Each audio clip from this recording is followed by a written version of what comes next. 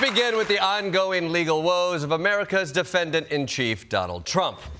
Now, Trump has just over a week to come up with a $175 million bond in his real estate fraud case. And if he can't get it from selling shares in his social media company or borrowing from his billionaire friends or teaming up with Giuliani for a sexy car wash, then this latest very classy business venture just might do the trick. I'm proud to be partnering with my very good friend Lee Greenwood, who doesn't love his song, God Bless the USA, in connection with promoting the God Bless the USA Bible.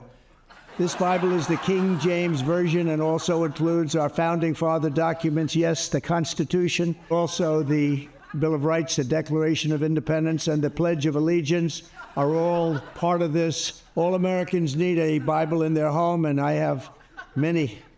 It's my favorite book. Many? How does that thing not burst into flames immediately, huh? Yeah, Trump is mashing together the Bible and the Constitution like it's a Pizza Hut Taco Bell. And I know people will say that you're not supposed to mix the Bible and the Constitution, but what you have to understand is Trump has never read either of them. If we step back and look at this, Trump getting into business with God can only mean one thing.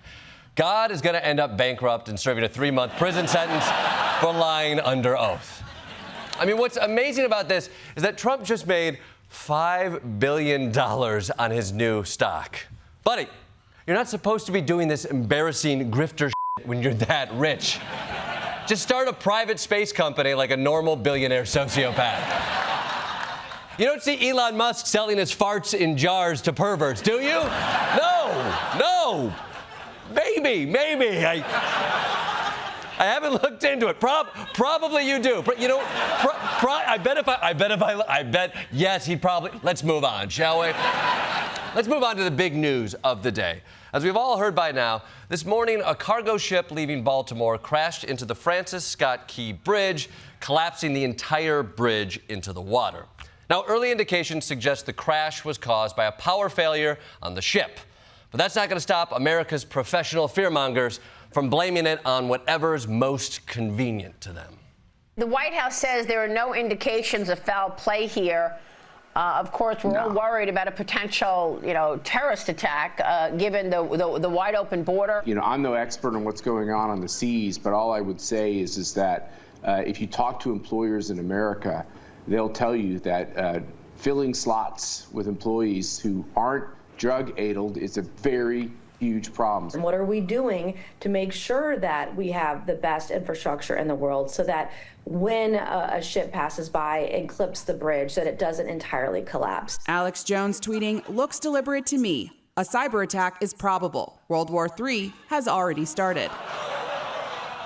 World War III has already started. But I have Dune tickets this weekend. What, can I at least see it before I enlist in the war?